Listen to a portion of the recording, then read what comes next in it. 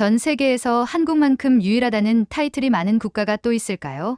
한국은 식민지 경험을 했던 국가 중에 유일하게 선진국으로 발돋움한 국가이며 원조를 받던 처지에서 원조를 해주는 국가로 발전한 유일한 나라입니다. 세계 3대 강국을 발바닥에 뗄 만큼도 생각하지 않는 이상한 나라, 한국에 대해 남다른 애정을 가지고 연구해온 한 미국인 교수가 있습니다. 그가 말하는 한국인들만의 남다른 독특한 자신감에 대한 이야기를 지금부터 자세하게 들어보시죠. 시작하기 전에 구독과 좋아요는 이미 누르셨죠?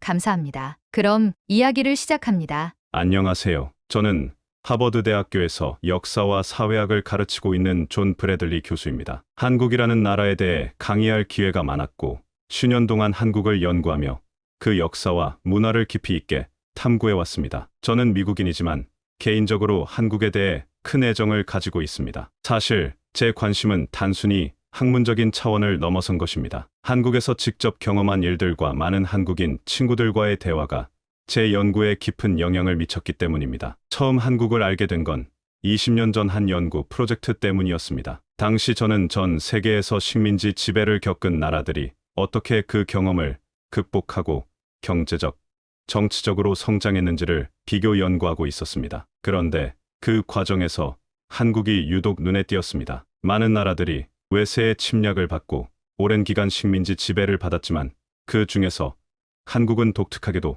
세계적인 선진국으로 도약한 유일한 사례였습니다. 특히 역사 속에서 한국인들이 보여준 저항 정신과 끈기 있는 태도는 연구자로서 저에게 큰 충격을 주었습니다. 전 세계를 둘러보면 한국만큼 유일이라는 타이틀을 많이 가지고 있는 나라도 드뭅니다. 한국은 식민지 지배를 겪은 국가 중 유일하게 선진국 반열에 오른 나라입니다. 또한 원조를 받던 나라에서 원조를 해주는 나라로 발전한 유일한 국가이기도 하죠. 이런 특별한 경험 덕분일까요? 한국은 다른 나라들과는 조금 다른 독특한 면모를 보입니다. 예를 들어 한국인들은 강자에게는 강하고 약자에게는 관대한 태도를 가지고 있습니다. 미국이나 일본 같은 강대국을 상대로 기죽지 않고 오히려 그들에게서 이익을 얻어내는 모습도 흔히 볼 수 있습니다. 전 세계를 통틀어 이런 태도를 보이는 국가는 한국이 유일하다고 해도 과언이 아닙니다. 하지만 제가 한국을 더욱 깊이 이해하게 된 계기는 몇 년 전 미국 내에서 한 가지 사건을 겪으면서부터였습니다. 당시 저는 미국의 한 대기업에서 초청을 받아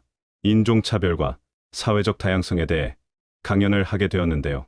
그 자리에서 아시아계 직원들이 겪는 차별 문제에 대해 이야기하는 시간이 있었습니다. 몇몇 직원들이 자신이 겪은 차별 사례를 공유했는데 공통적으로 나타난 점이 있었습니다. 대부분의 아시아계 직원들이 직장에서 차별을 경험했다는 것이었죠. 그런데 이상하게도 그 자리에서 유일하게 차별을 경험하지 않았다고 말한 사람들이 있었습니다. 바로 한국 출신 직원들이었습니다. 그들이 말하길 자신들은 직장에서 어떠한 차별도 받지 않았을 뿐만 아니라 오히려 핵심적인 역할을 맡고 있다고 했습니다. 그들의 발언은 저에게 큰 의문을 남겼습니다. 같은 아시아인인데 왜 한국인들만 다르게 대우를 받는 걸까? 왜 한국인들은 다른 아시아인들과 달리 차별에서 자유로울 수 있었던 걸까?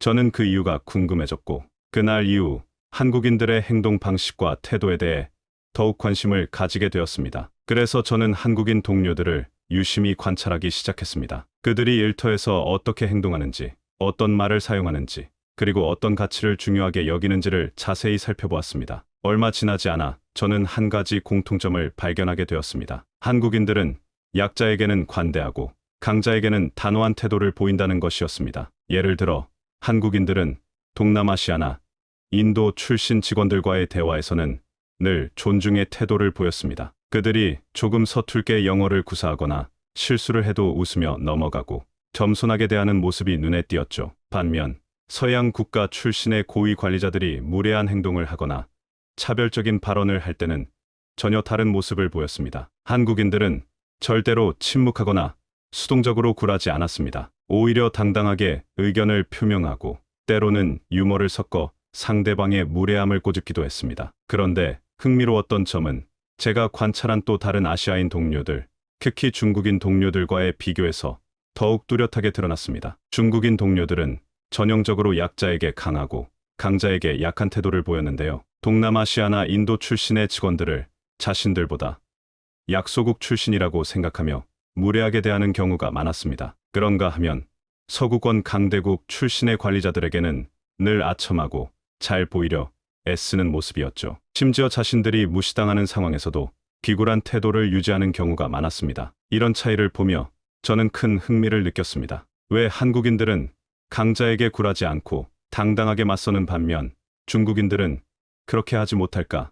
이 차이는 어디서 오는 걸까? 저는 한국인들의 자신감의 근원이 궁금해졌고 이를 더 깊이 연구하기 시작했습니다. 그 모습을 보며 저는 그들의 태도가 단순히 개인적인 성격이나 기질의 문제가 아니라 역사 속에서 형성된 민족적 특성이라는 결론을 내리게 되었습니다. 한국인들은 역사적으로 수많은 외세의 침략과 억압을 겪었지만 단 한 번도 자신들의 정신을 꺾은 적이 없었습니다. 그들은 지배를 당하면서도 늘 저항했고 끝까지 자신의 문화를 지키며 독립을 위해 싸웠습니다. 그리고 그 정신이 현대 한국인들에게도 그대로 이어져 내려온 것입니다. 이러한 한국인의 정신은 단순히 역사적인 이야기로만 끝나지 않습니다. 오늘날에도 한국 사회는 불의에 굴하지 않는 저항 정신을 여실히 보여주고 있습니다. 특히 최근 몇 년간 한국에서 벌어진 여러 정치적, 사회적 사건들을 통해 전 세계가 한국인의 강한 정신을 목격하게 되었습니다. 저는 이 점이 매우 인상 깊었습니다. 그래서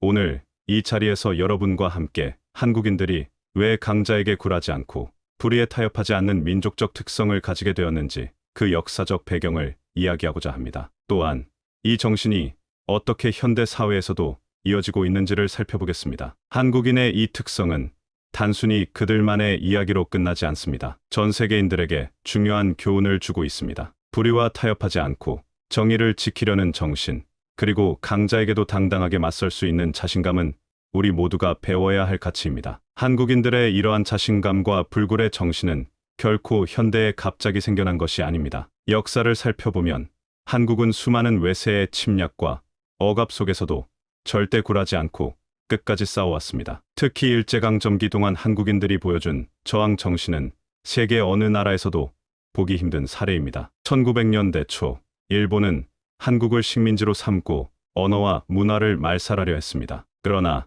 한국인들은 이에 굴하지 않았습니다. 한국어 사용이 금지되고 학교에서조차 일본어로 수업을 들어야 하는 상황 속에서도 사람들은 몰래 모여 한국어를 배우고 역사 이야기를 나누었습니다. 또한 독립운동가들은 목숨을 걸고 저항했습니다. 안중근 의사와 윤봉길 의사의 의거는 단순한 폭력 행위가 아닌 체계적이고 전략적인 저항의 일환이었습니다. 그들은 일본의 주요 인사를 암살하고 전 세계에 한국의 독립 의지를 알렸습니다. 윤봉길 의사의 의거가 특히 인상 깊었던 이유는 그의 행동이 중국의 장제스 주석에게도 큰 영향을 미쳤기 때문입니다. 윤봉길의 결단력과 희생은 중국 지도자들로 하여금 한국인을 존경하게 만들었고 이를 계기로 중국은 한국의 독립운동을 적극 지원하기 시작했습니다. 그런데 한국과 중국이 일본의 침략에 어떻게 대응했는지를 비교하면 두 나라의 차이가 더욱 두드러집니다. 일본이 중국을 침략했을 때 중국인들은 공포에 사로잡혀 무기력하게 당하기만 했습니다. 수천만 명이 희생되었지만 제대로 된 저항조차 하지 못했습니다. 반면 한국인들은 일본이 자신들을 지배하는 수십 년 동안 끊임없이 저항했습니다. 농기구를 무기 삼아 싸우고 게릴라전을 펼치며 침략자들을 괴롭혔습니다. 일본군은 한국인들의 끈질긴 저항과 강인한 정신력에 점점 두려움을 느끼게 되었고 시간이 갈수록 한국으로의 파견을 꺼리게 되었다고 합니다. 한국인들의 이러한 저항 정신은 단순한 애국심을 넘어 가족과 나라를 지키겠다는 강한 의지에서 비롯된 것이었습니다. 일본군은 고문과 억압을 통해 한국인들의 정신을 꺾으려 했지만 그럴수록 한국인들의 저항은 더욱 거세졌습니다. 결과적으로 일본은 한반도에서 큰 이득을 얻지 못한 채 물러설 수밖에 없었죠. 저는 이러한 역사를 알게 되면서 왜 한국인들이 강자에게 굴하지 않고 자신감을 가질 수밖에 없는지를 이해하게 되었습니다. 한국은 단 한 번도 완전히 멸망한 적이 없는 나라입니다. 그들의 역사 속에서 이어져 내려온 강한 정신력과 저항의 DNA가 현대 한국인들에게도 깊이 뿌리내려 있는 것입니다. 이 점이 바로 한국을 세계에서 독보적인 나라로 만드는 중요한 이유라고 생각합니다. 역사 속에서 이어져 온 한국인의 불굴의 정신은 단순히 과거에 머무르지 않았습니다. 이 정신은 현대 한국 사회에서도 매우 강하게 나타나고 있습니다. 그 대표적인 사례가 바로 2016년의 촛불혁명입니다. 당시 한국 사회는 부패한 권력층의 비리와 부정으로 인해 큰 혼란에 빠졌습니다. 많은 국민들이 실망과 분노를 느꼈지만 놀랍게도 그들은 단순한 분노의 표출에 그치지 않았습니다. 대신 그들은 거리로 나와 평화로운 시위를 통해 정의를 요구했습니다. 촛불을 든 수백만 명의 사람들이 서울 광화문 광장을 가득 메웠습니다. 그들은 폭력을 사용하지 않고도 자신의 목소리를 냈고 결국 부패한 정권을 무너뜨리고 새로운 시대를 열었습니다. 이 과정에서 한국 국민들은 불의에 타협하지 않는 정신과 끝까지 싸우는 의지를 다시 한번 세계에 보여주었습니다. 많은 외국 언론은 이 촛불혁명을 두고 역사상 가장 평화롭고 성공적인 시민혁명이라고 평가했습니다. 특히 시위 과정에서 단 한 건의 폭력 사건도 발생하지 않았다는 점은 전 세계적으로 큰 주목을 받았습니다. 한국인들은 단순히 정의를 외치는 것에 그치지 않고 구체적으로 정의를 실현해내는 능력을 보여주었습니다. 촛불혁명은 단순한 정치적 사건이 아니라 한국인의 정신을 상징하는 중요한 사례입니다. 그들은 부패한 권력 앞에서 침묵하지 않았고 정의가 실현될 때까지 끝까지 싸웠습니다. 이러한 모습은 역사 속에서 이어져 온 불굴의 정신이 현대 사회에서도 여전히 살아있음을 보여주는 증거입니다. 이렇듯 한국인은 과거에도 그리고 현재에도 불의에 굴하지 않고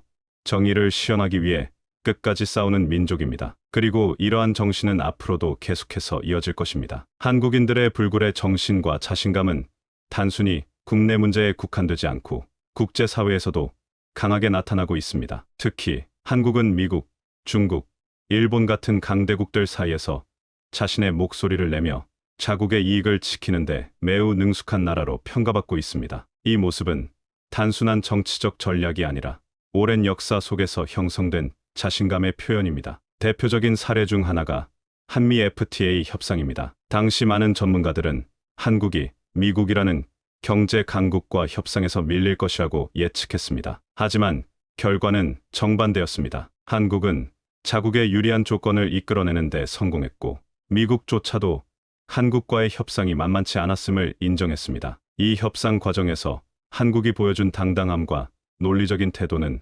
국제사회에서 큰 주목을 받았습니다. 또한 최근 몇 년간 한국은 국제기구에서의 발언권을 강화하며 자신의 입장을 분명히 밝혀왔습니다. 특히 유엔에서의 발언과 국제협정 체결 과정에서 한국의 논리적이고 일관된 태도는 많은 국가들에게 깊은 인상을 주었습니다. 한국은 더 이상 과거의 약소국이 아니라 세계 무대에서 당당하게 자신을 표현하는 나라로 자리 잡았습니다. 한국의 이러한 자신감은 경제와 외교뿐만 아니라 문화와 기술 분야에서도 강하게 드러나고 있습니다. 한국의 K-팝, 드라마, 영화는 전 세계적으로 큰 인기를 끌고 있으며 많은 사람들에게 한국의 문화적 영향력을 느끼게 하고 있습니다. 특히 봉준호 감독의 영화 기생충이 아카데미 시상식에서 주요 부문을 휩쓴 것은 단순한 영화상의 수상이 아니라 한국이 문화적으로도 세계를 선도할 수 있음을 보여준 사건이었습니다. 이와 같은 한국의 자신감은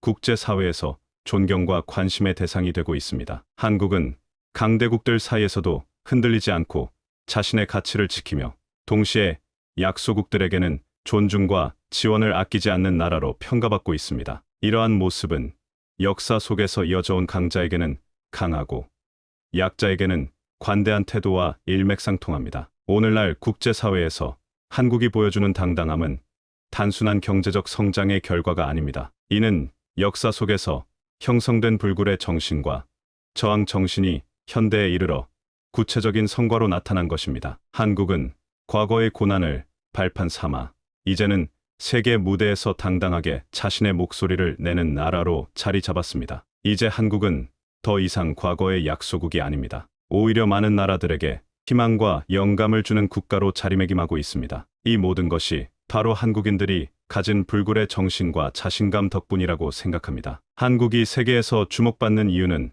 단순히 경제적, 군사적 측면에서만이 아닙니다. 현대 사회에서는 소프트 파워, 즉 문화와 기술을 통해 세계를 이끄는 힘이 중요해졌습니다. 그리고 한국은 이 분야에서 두드러진 성과를 내며 새로운 리더 국가로 자리 잡고 있습니다. 먼저 기술 분야를 살펴보겠습니다. 한국은 전 세계에서 가장 빠른 인터넷 속도와 뛰어난 정보통신 기술을 보유하고 있는 나라로 유명합니다. 특히 삼성전자와 LG전자 같은 글로벌 기업들이 한국을 대표하는 기술 강국으로 이끌고 있죠. 미국의 실리콘밸리에서도 한국의 기술을 높이 평가하고 있으며 많은 스타트업들이 한국과의 협력을 모색하고 있습니다. 하지만 한국의 진정한 소프트 파워는 기술뿐만 아니라 문화 분야에서도 강력하게 나타나고 있습니다. K-팝, 드라마, 영화는 이제 단순히 아시아를 넘어 전 세계적인 팬덤을 형성하고 있습니다. 특히 BTS와 같은 아이돌 그룹은 전 세계 젊은 세대에게 큰 영감을 주고 있으며 그들의 메시지는 단순한 음악을 넘어 희망과 자신감을 전달하는 중요한 수단이 되고 있습니다. 이처럼 한국은 이제 단순한 경제 성장의 국가를 넘어 전 세계적으로 문화와 기술을 통해 영향력을 행사하는 소프트 파워 강국으로 자리 잡았습니다. 이는 한국이 가진 독창적인 문화와 끊임없는 혁신 정신이 만들어낸 결과입니다. 오늘날 많은 나라들이 한국의 이러한 소프트 파워에 주목하고 있으며 한국과의 협력을 강화하려고 노력하고 있습니다. 과거에는 경제적 원조를 받던 나라가 이제는 전 세계의 문화적, 기술적 영향을 주는 나라로 변모한 것입니다. 이것이 바로 한국이 가진 독특한 자신감의 또 다른 표현입니다. 결과적으로 한국은 이제 단순한 경제적 강국을 넘어 문화와 기술을 통해 세계를 이끄는 나라로 자리매김하고 있습니다. 한국의 이러한 소프트 파워는 앞으로도 계속해서 전 세계 사람들에게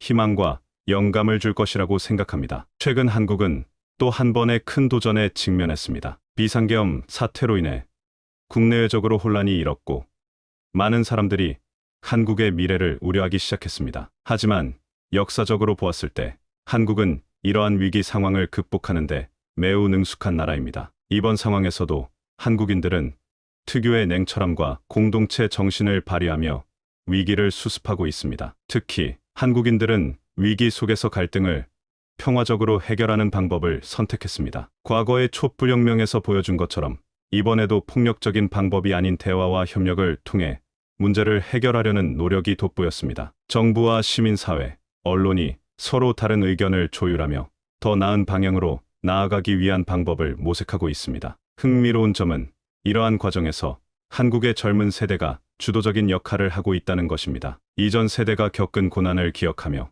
젊은 세대는 더욱 적극적으로 목소리를 내고 사회적 변화의 주체로 나서고 있습니다. 이는 한국 사회가 과거의 위기에서 배운 교훈을 바탕으로 더 나은 미래를 만들어 가고 있음을 보여줍니다. 국제사회에서도 한국의 이러한 대응 방식은 많은 관심을 받고 있습니다. 여러 외신들은 한국인들의 성숙한 시민 의식과 평화로운 문제 해결 능력을 높이 평가하며 다른 나라들에게도 귀감이 될 수 있는 사례로 주목하고 있습니다. 한국인들의 이러한 대응은 단순한 문제 해결을 넘어 한 단계 더 발전된 사회로 나아가기 위한 과정이라고 할 수 있습니다. 과거에도 그랬듯 한국은 이번 위기를 통해 더욱 강해지고 더 나은 미래를 만들어 나갈 것입니다. 한국인들이 가진 불굴의 정신과 끈기 있는 태도는 앞으로도 그들을 더욱 발전된 방향으로 이끌 것입니다. 결국 한국의 역사는 단순한 과거의 이야기가 아니라 현재와 미래를 위한 교훈을 담고 있습니다. 이번 비상계엄 사태를 극복하는 과정에서 한국인들은 다시 한번 세계에 희망과 영감을 주는 나라로 자리매김할 것입니다. 저는 한국이 앞으로도 이러한 정신을 바탕으로 더 나은 세상을 만들어 나갈 것이라고 믿습니다. 한국의 미래는 밝고 그 중심에는 강인한 한국인들의 정신이 있을 것입니다. 존 브래들리 교수님의 한국에 대한 깊은 통찰과 애정에 많은 감동을 느끼게 되는데요. 한국인들이 보여주는 강자에게 굴하지 않고 약자에게 관대한 태도는 세계적으로도 매우 독특한 특성으로 평가받고 있습니다. 이 이야기를 통해 여러분도 한국의 역사를 새롭게 바라보고 한국인들의 자신감과 끈기 있는 태도에서 많은 영감을 받으셨을 것이라고 생각합니다. 여러분은 어떠셨나요? 오늘도 이야기가 좋으셨다면 구독과 좋아요 부탁드립니다. 감사합니다.